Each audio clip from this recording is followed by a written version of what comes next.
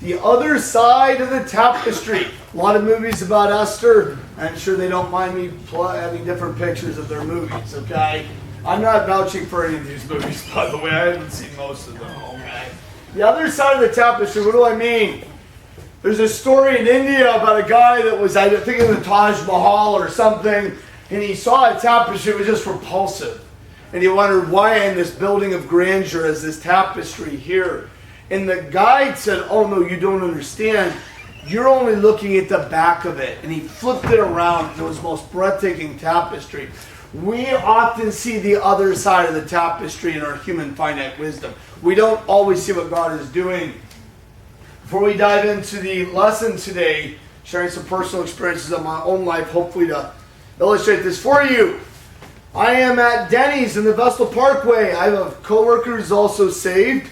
Took martial arts for years, good for him. And he took Kung Fu, I think. And anyway, we were talking, passing the time while we worked, and he said, you know, animals are superior than humans. He said, what does that have to do with anything? Be patient. And I said, I'd rather be a human. And he said, oh no. He said, I could fight like he's going through different things. And I said, I'd rather be a human. I said, humans have reason. And he was going on, and I said, I'll tell you what, get in a martial arts stance. So we did. I said, are you ready? Said, yes. Ready. I have a trick. I'm going to tell you what it is. I did it. And what it does usually to the assailant is it blanks them. For 1 second, they lose everything. Just for a second. And when he opened his eyes, I had my foot near a sensitive part of the body. I was this close to him. I said, you just lost. You just lost. You say, oh, Pastor, it's neat, you're a magician. That's not why I knew how to do that. Lived in a bad area of town. You know, one thing you learn is that the police, you know what I've learned about the police? When I was younger, I didn't have as much respect for them. What I've learned about the police is they keep general order. If you don't have them, you don't have order. But they can't be everywhere. And that's one thing I learned as a kid. The police weren't coming, and adults weren't coming either. That's a scary thing to realize as a kid. I moved to my new neighborhood. One of the individuals walking by told my brother and me, I've got a knife. My brother goes, so, just like that, so. So anyway, so as I began to grasp my area was dangerous, I began to pack a 4-inch knife in my coat as I walked from here to there. And one day the Lord said to me, it's a hunting knife, meant to gut deer. My dad and I did hunt. I didn't tell my dad about the knife. And the Lord said, what have you got there? I don't know, I was 15, 16 years old. So I've got a knife. Why do you have that? No, for protection. I'll never forget. He said, are you ready to kill someone? No. So let's leave the knife at home then, okay? So you know what I did? I put a Bible where I kept it. You know, just to remind me that the Lord was with me. And what I did as a teenager, I made a deal with the Lord. And I look back on it now and I think, man, the Lord was really nice to make this deal with me. I said, Lord, tell you what. I said, if you'll deliver me from a situation, I won't make the first move. I won't make the first move. And he always delivered me. He said, that's nice. What were you thinking? Oh, no, I didn't know if he was going to or not. I thought, well, these 3 guys, I'm taking that guy first. I was at the police station my senior year. A man who's probably gone to the police academy and spent time on the street has a captain over him who's explaining how policing works in Erie, Pennsylvania. My suburban friends are all around me, and I'm watching it go to the city, and I'm horrified by what I see. Yes, young man. So let me get this straight. I said, you have 1 police officer for Holland District, Buffalo Road. I lived on Buffalo Road. Oh, Franklin Terrace or something like that. So you get 1. Yes, he said. No partner? No. You don't need a partner in Mill Creek. You need a partner. Nobody around me seemed to even worry about my quiet. I'm just a dumb kid. I lived in a bad area. A year later, cop was in Holland District. Young man took a brick from behind, smashed him in the head. Cops on the ground for 5 minutes while a bunch of teens are milling around. A bystander pulled them off the street. Yeah, that's what he went down like that. That's what happened to the cop.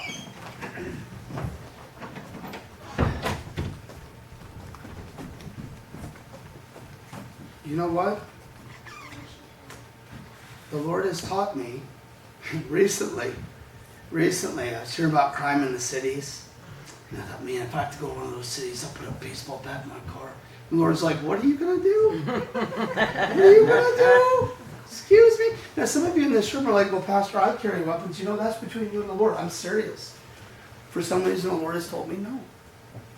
And some of you, the Lord has said yes, and that's okay. I'm not judging.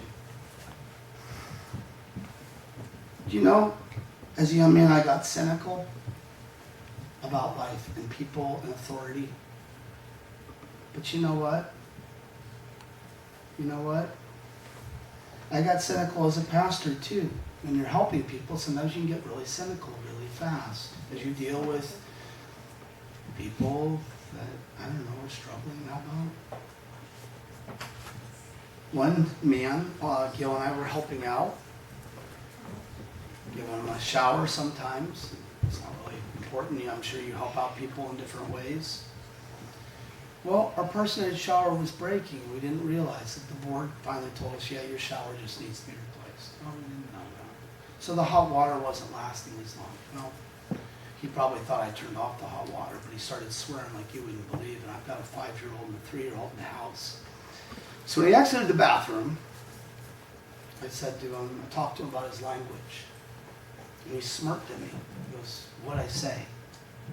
And I said, never come to my house again. Well, he didn't need me anymore now. Oh, so he cut loose. Oh, he cut loose. And I said something, I don't know whether I had authority of the Lord to say or not. It was a question about how his mother raised him. And, I'll never forget, he's walking out of my house. And folks, all I've ever done is, I'm just trying to help this guy. And he said, you're lucky the sheriff protects you. There's part of my heart that thought, oh, I didn't be concerned about this. And there's a darker part of my heart that's like, you think I'm worried about the sheriff? Well, part of, you know what the Lord's telling me not to talk further on that. That wasn't of the Lord. The Lord's like, you know what? Lord filled my heart with sadness for him. It's funny, this morning I was thinking about that story. And I thought, well, if an intruder breaks in, it doesn't matter. There are household objects that can become very dangerous. And I have a weapon of choice in close quarter combat. And do you know what the Lord told me? The Lord's like, cool. Before you go all Norman Bates on people, do you want to ask me about it? I'm like, there are intruders in my house. I have to ask you about it. Yeah. Ask me before you just start meting out justice on the streets. Do you know something, folks? As a pastor, I became cynical at times. And I've met pastors that are cynical. If you trust your human experience, you know what I started reading in my devotions, Ecclesiastes? You want a depressing book? Start reading Ecclesiastes. Read it in the NLT. It's depressing. Oh, he talks about everything. He talks about alcoholism. He talks about money. He talks about women. He talks about having lots of property and lots of projects. He talks about everything. He says, I've tried it all. Pastor, what is this all about? When I was studying Esther chapter 2, go ahead, Esther chapter 2 this week, when I was a kid, I thought Esther was exciting. It was a beauty pageant. Was though years later I realized the dark game she was in. The stakes were become a queen or become a new member of the royal harem.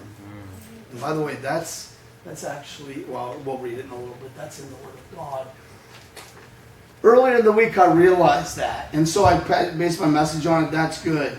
But I said, go ahead. I said, the book of Esther is much like a fairy tale. I believe it's God's Word. I believe it happened. Does everybody understand that? But as the conventions of a fairy tale, okay? Esther listens to wise mentors. She's rewarded for doing so. I spent some of my life, not officially, but studying European fairy tales. In fact, when I wrote American Fairy Tale, my boss called me up and he was talking about, I used to work for a small print, and he was talking about fairy tales. Bottom line, he said, I want you to write an American fairy tale. So I did. I wrote an American-European fairy tale based on the colonial period, which is what you have. Conventions. Listening to wise mentors and being rewarded are huge parts of fairy tales. Huge parts of them. But you know what I've often told students under me, and I go, life's not a Disney movie, you gotta work hard. Life's not a Disney movie, you gotta work hard. I don't know if children will eventually have any frame of reference when I say that. Like, what do you mean Disney movie? You know? I'll be like, okay, let me explain a little bit. But many of you in the room know what I'm talking about. The team of misfits that wins the state championship or whatever. But here's my point. Do you know what I realized toward the end of this week? I'm set up for a one on closing. You know what the Lord whispered in my ear? Actually, life is a fairy tale. That surprised me. He's like, and you were right to like this story when you were younger. Because when I'm in charge, your life is a fairy tale. So let's look at Esther's life for a minute. Go ahead. Her guardian's reaction.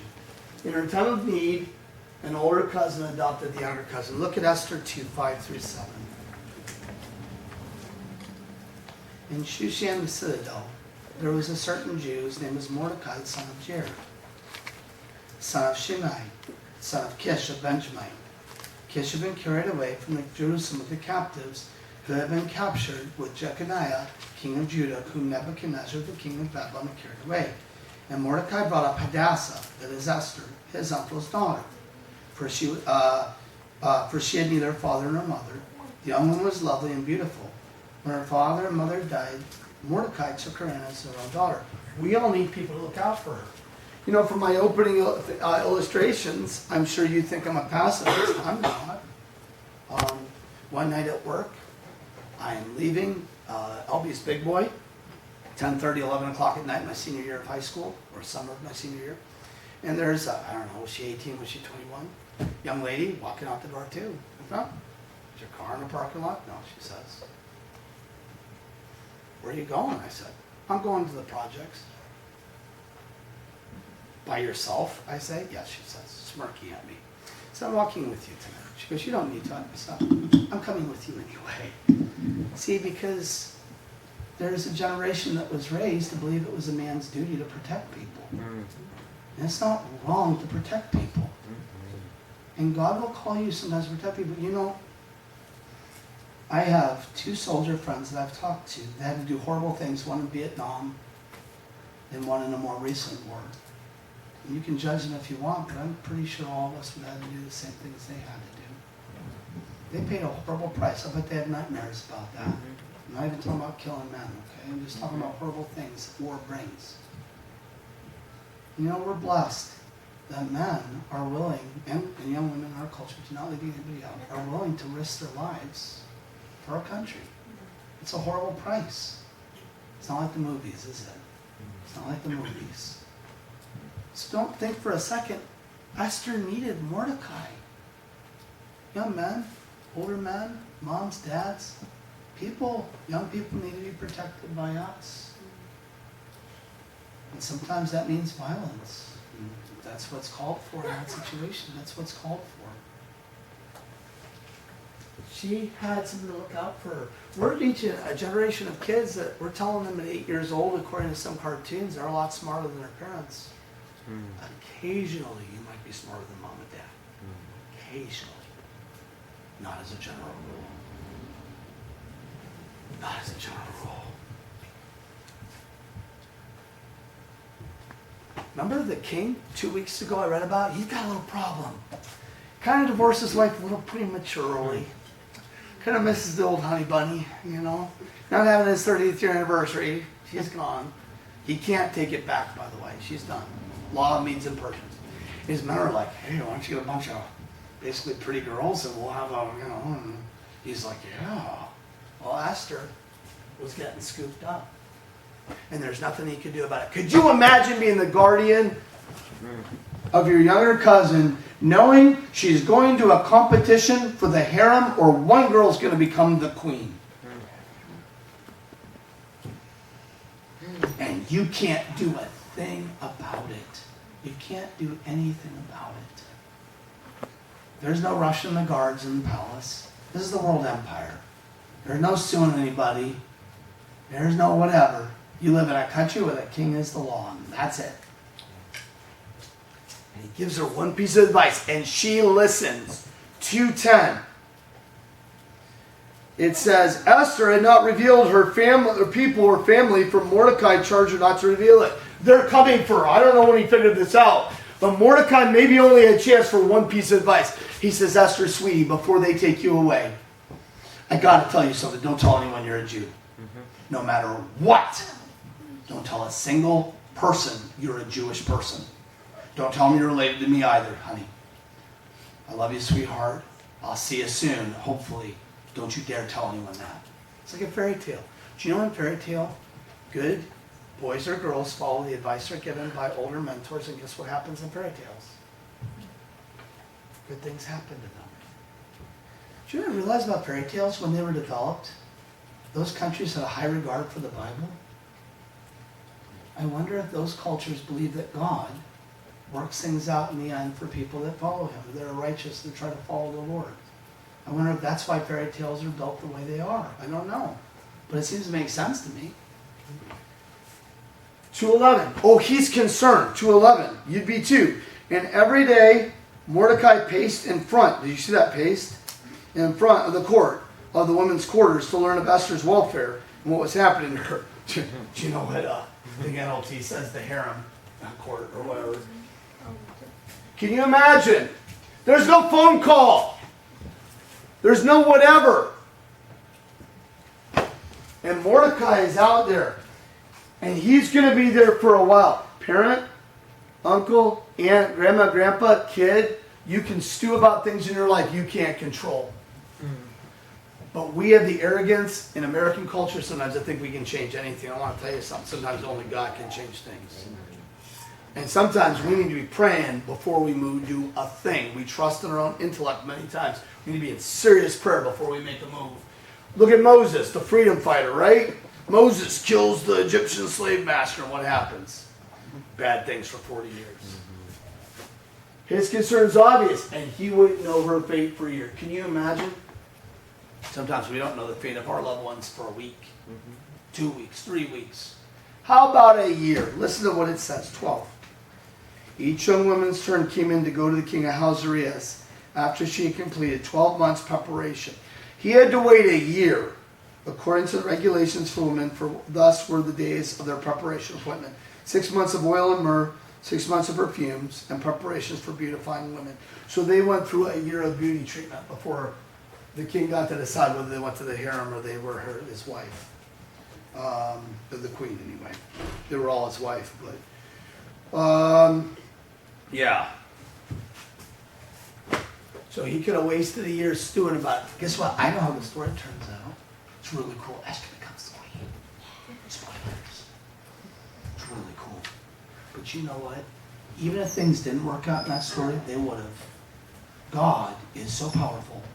God is so amazing. Even if things didn't work out in that story, they would have. They would have. Praise God, Kevin. Thank you. We appreciate that. Thank you, brother. All right. Go ahead. Go ahead. I'm sorry, Dave. Can you? Sorry, I know you're looking for one. Parents, how would you react? I don't know about you. I'd probably be pretty stressed about that whole situation there. It wouldn't be a happy thing. One minute you think your daughter has limitless potential, maybe a childhood sweetheart, and the next minute suddenly her fate has been determined out of your hands, and there's nothing you can do about it. How much time, parents and Christian, do we worry about things we have no control over? And it's easy to worry about things we have no control over. We have no control over many things in life. All right. You're talking about the might of a Persian Empire. It was massive. Go ahead. God, and this is like a fairy tale. Good kids find good mentors. God provides an adult guardian inside the harem. Let's look at that, 2:9. Now, when the young woman pleased him, I got to back up. Okay, I should have backed up in verse 8. So it was when the king's command and decree were heard, many young women were gathered at Shushan the citadel under the custody of Haggai. That Esther was also taken to the king's palace into the care of Haggai, the custody of women. Soldiers came to your house, ripped the young lady away from you, and took her to the palace. That's exactly what happened. And there was nothing you as a parent could do about it. Didn't matter. Now when the young woman pleased him, and she obtained his favor. all these girls. And God gives Esther, not because she's so awesome, but I believe because God. Do you know when Jews celebrate Purim? That's what they celebrate Purim. They wear masks. Do you know why they wear masks? Not because of Halloween. They believe, Jews say, God is hiding in Esther. God's hiding. He's there. He's just behind the scenes. How many times do you think that God's hiding from you? And you're like, Lord, don't you care that great evil is about to be done to me and my family? Don't you care I've been abused? Don't you care? Because you're looking at the tapestry from the wrong side. You're looking at the side you got no control over. You got no power over. And she follows his advice. 2:15. A year later, she's ready to go into the king. Now, when the turn came for Esther, the daughter of, and names him, the uncle of Mordecai, who had taken her as his daughter. Man, that's a godly thing, isn't it? Family taking care of family. Do you know 1 Timothy 5 talks about family taking care of family? It even talks about nephews taking care of their aunts and uncles sometimes. It talks about nephews looking out for their aunts and uncles when they're old. Oh, it says, she requested nothing but what Haggai, the king's eunuch, the custody of the women, advised. It's not his problem if she... Do you understand? This is her life. It all comes down to this moment in time. And this girl is a teenager at least. You're risking your entire fate, but she totally trusts in this adult mentor. She goes, what do you think I should take? And she totally listens to him. All right, 13. She could have had anything she wanted. It says, thus prepared, each young woman went to the king, and she was given whatever she desired to take with her from the women's quarters, the king's palace. So that, ladies, listen up. I'm sure it was a big group. Hey there, hey, all of you, there's a schedule over the next 3 or 4 months where you all get one shot at the king, okay? Well, you really hope he's in a good mood that day, you know what I'm saying? I mean, what if he had a bad day that day? What if he's not in the mood to see anybody? Well, there it goes right there. Right. There it goes. You sneeze or look wrong. Yep, next. Forget this woman. You know, forget this chick. Next person. What a horrible way. What a horrible way to live, isn't it? My mother-in-law's often said the horrible thing about harems. She said, what a waste of a nice young lady. What a waste. Or some greedy older man's whatever. What a waste. What a waste. She's right. She's not wrong. She's right.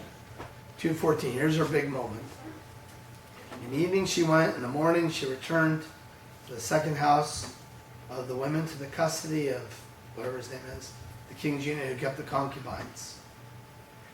She would not go unto the king again unless the king delighted in her and called her by name. What do you think the odds of that are? I'm being serious. What do you think the odds of that are? Imagine as a human being. That's it. But it's not a dark story, and you know why it's not a dark story? Because God's in the story. So I ain't to be scared for us. We don't need to be scared. God's in the story. When God's in the story, folks, everything will work out eventually. And even if it looks like you've lost, because I bet Jesus looked like he lost at the cross, didn't he? Sometimes when it looks like you've had your greatest defeat, you've actually had your greatest triumph. The world just hasn't realized it yet. The world hasn't realized. Do you know Paul hurt Christians? But if you were a dad, did the Apostle Paul beat the tar out of your daughter? How'd you feel about that? Wouldn't you say, boy, that guy gets away from his guards. I'd like to show him a thing or two. Do you know what I'm saying? You know Paul calls himself the chiefest of sinners? You know why he calls himself that? Because he beat up Christians for a living. Whoa. He beat up Christians for a living. You know, Christians are God's children. How many wives, husbands, sons he hurt? He didn't care. He thought he was doing God's will. So he beat the tar out of you and went home and slept like a baby. He was fine with beating the tar out of your kid or your wife or your whatever he was beating the tar out of. Okay, go ahead. Teens, how would you feel about this? Hey, teenagers. Sometimes your life seems to boil down to whether you get that scholarship, right? I just think That impression the military person has, or that interviewer has, or maybe there's an incredible opportunity that you think's going to be everything and you can't do it. There was a power team guy came down to FLN in Bath, and he said, I had a football scholarship. I was going into the NFL. I was an amazing football player. I was in a bar. My dad, my agent, and he said, suddenly I fell over. And suddenly, he goes, I couldn't move my body. And I'm looking at the floor of the bar. And he said, I don't know if you've ever been in a bar. He goes, but looking at the floor is pretty disgusting. He said, after a little bit, my dad, my agent, went back to drinking. And I'm just sitting there looking at the floor. And my life is totally changed. Because he was going to the NFL, man, he was going to be a star. Suddenly God took that all away. And I know. And he said, I remember in the hospital, I went to a Christian camp. I was made to memorize Bible verses. And God brought all those verses back to my head. He said that he got saved. Moved him. Hey, teens, how would you feel about one shot? Maybe there was a boy in your community you really liked. That's gone. Maybe you had dreams of a house in the countryside. Maybe you wanted to be a farm girl. Queens can't be farm girls. That's out the window. That's gone. That's gone. You're going to be living in a palace. You're lucky to be allowed to go outside the palace if you're lucky. Would you be scared? Esther could have wasted an entire year being scared. How much time do you and I waste being scared of what we have no control over? You know what Jesus says? He says, if you can't change the color of your hair, let me tell you something, you can't. Well, Shannon can. You want to talk to her about it. But I can't by thinking about it. How about that? I can't by thinking about it, okay? God says, why do you stew about your life? Why do you stew about your life? Men and women, boys and girls, how much time do you waste worrying about maybe you don't like yourself? Maybe you think you're not cool enough, or you're not pretty enough, or you're not strong enough, or you don't measure up. Well, you were engineered for a purpose. God has a purpose. Maybe as an adult you think you're a loser too. You think, what have I accomplished? Hey, good news. Solomon says nobody accomplishes anything in this life without God. Good news. Solomon says, this life's absolutely pointless without God. Good news. Nobody's going to remember you anyway. Unless you walk with the Lord. Then everybody's going to remember you in heaven. Go ahead. I think there's one. Yeah. Hey, good news. She becomes the queen. Happy ending. Happy ending. 17. The king loved Esther more than any of all the other women. Had to go through them all, I'm pretty sure here. But he's like, yeah, that Esther girl. Really like her. Okay, good for you, big guy. By the way, I don't know whether Esther really liked him. Yeah. I don't know. I think eventually she did, right? She obtained grace and favor in his sight more than all the virgins. Boy, it's sad. Because they weren't, anyway, I'm not going any farther than that. So he set the royal crown on her head and made her queen instead of Vashti. And she becomes the queen of the Persian Empire. You're talking about a gigantic kingdom. She's the queen. And there's a reason in chess why the queen is so powerful. There's a reason in chess why the queen is so powerful. She has the king's heart. She is powerful. And she has heart. I'm going to let another spoiler out of the bag. This might have been scary, but God is working. There's a much more scary situation coming up. A much more scary situation coming up. There have been times in my life I've asked the Lord, why? Why did you waste your time with this? Why that? Why am I doing this?